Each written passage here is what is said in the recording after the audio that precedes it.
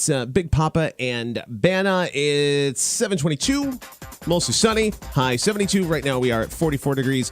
And when I think turn down for what, I think Rebecca Silence. I think of Rebecca Silence.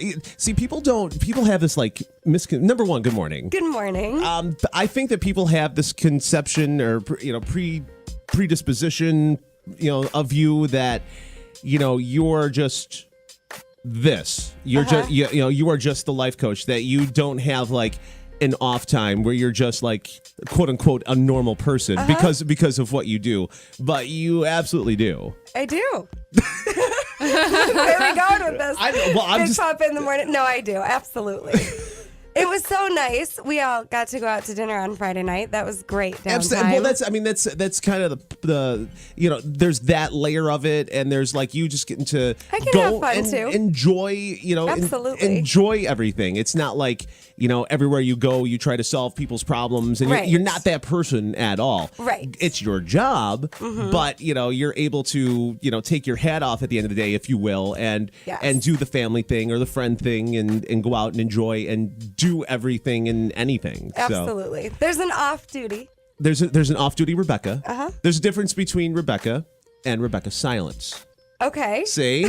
Yeah? Huh? I'm still me everywhere I go, but there are times that I love to Well, relax. just like there's a difference between Gary and Big Papa. Sure. There's a difference between Rebecca and Rebecca Silence. Just like there's a difference between Banna and Banna on Kiss. Well, Right. Banna and Brianna. Yeah. You forgot my real name, didn't you? Stop it. He I did. didn't. No, I. He did. He was like, Banna on Kiss. I'm just going to say Banna on Kiss because I can't remember her real name. See what she does? See, it's not. We're even, gonna have to It's do not even some like team we're building not. We're between not the two even of you. 2 full weeks in. Not even 2 full weeks in. All right. So here's how we roll here on a Confession Tuesday. Local life coach Rebecca Silence is just that, a life coach. And what you do is you go to cnykiss.com and you tell us your story. We will keep it anonymous, and Rebecca will field the question right here on the spot. She has no idea what the question is coming at her, and it's going to help you get out of your own way. And in doing so, we're going to help so many others. Absolutely. So this email is... And of course, if you want to get a hold of Rebecca for any type of service, any type of group setting, if you're an employer, if you have team building, stuff like that, absolutely inspiredresultscoach.com. Email goes like this. Dear Rebecca, my boyfriend and I split due to irreconcilable differences.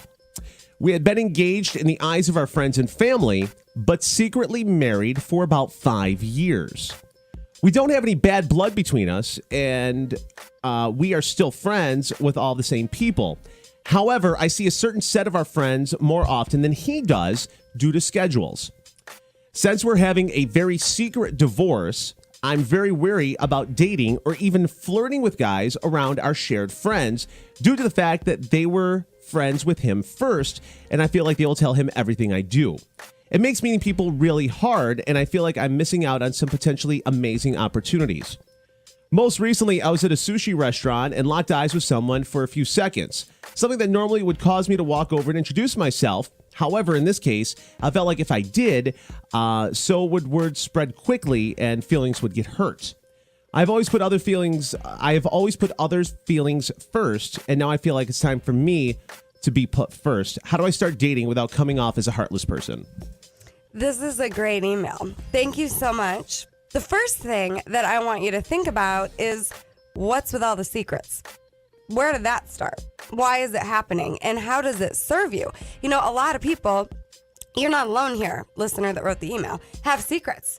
They have all kinds of things that they think the world shouldn't have to know about, or that it would be a slander to their reputation if people knew. But here's my experience. The truth comes out in the end anyway. Right. We're never really protecting ourselves by holding on to these secrets. You're only holding on to suffering when you're holding on to these secrets. And that's not to say that the whole world needs to know your business. Yeah, That's not what I'm saying either. There's definitely a fine line. Absolutely. But if you're holding on to fear of getting found out around anything, get a therapist, get a coach, and deal with whatever that issue is, because that issue will run your life until you handle it within yourself. So I'm just saying the first thing is that interesting, you guys have had a secret marriage for 5 years.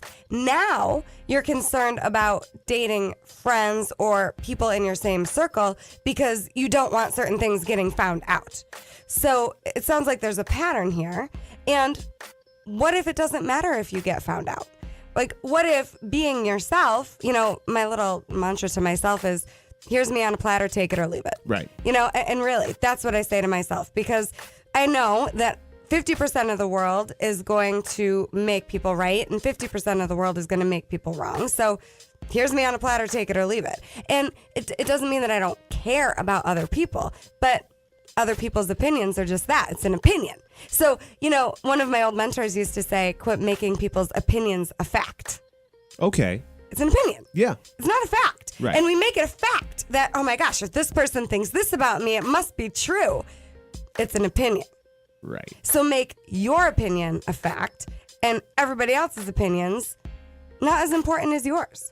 Well, obviously, this person cares what people think, and a lot of times people do, value their friends' opinions and whatnot. So that's a fine line, and sometimes it's tough to, do what you feel is right, but at the same time, I don't want to say pacify, but let me say it this way: your friends will still be your friends no matter what, and I think people forget that. And if they're not, they never were in the first place. Right. If people are going to go away because they don't agree with what you're doing. I remember when I was moving to Vegas with the boy, my best friend, she was not approving of the relationship at all. Made it very clear. And then she said, but you know what, Rebecca, I'm going to support you no matter what. And I know whatever happens, you're going to be okay. And when it doesn't work out, if it doesn't work out, give me a call. And that's exactly what happened. Didn't work out. She flew to Vegas. We left together. But I didn't need her to give me approval for me to make my decision. And I really appreciated that she could be honest and then supportive at the same time. Okay, so let me ask you this. This person who has, everyone thinks that they've been engaged forever, but they've actually been married, and they're in the process of getting unmarried and divorced or whatever, but nobody knows about it, quote unquote. If that's the case and they are breaking up, at some point they're going to move on. At some point it's going to have to happen.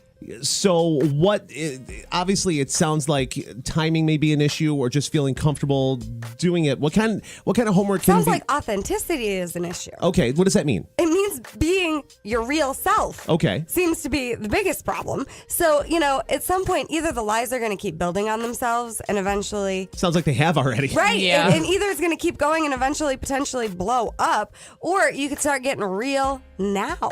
And so here's the thing. The right guy, just like your friends, if they're going to go away, they were already gone. The right guy is going to be able to work with you building a solid foundation. So any new relationship you're starting, I just want you to be careful about going down this same old path of it's not built on honesty. This next relationship, you have an opportunity to build it on honesty. You have an opportunity to have a solid foundation this time. Come clean, not necessarily with the entire world, but at least with this person, so that you're not repeating the same old patterns. P.S. At some point it's coming out. Yeah. At some point, no matter how good you are, It's gonna have to. It's gonna come out at some point. You might as well just run through hell, get it done, and just move on and that way you have a clean slate to move on to, right? Right, and why live in a world where you're hoping every night when you go to bed that you don't get found out?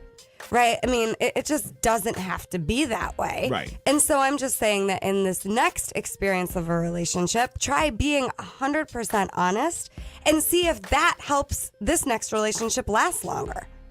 Local life coach Rebecca Silence, inspiredresultscoach.com. Email bigpapa@cnykiss.com. Go to cnykiss.com, click on Confession Tuesday.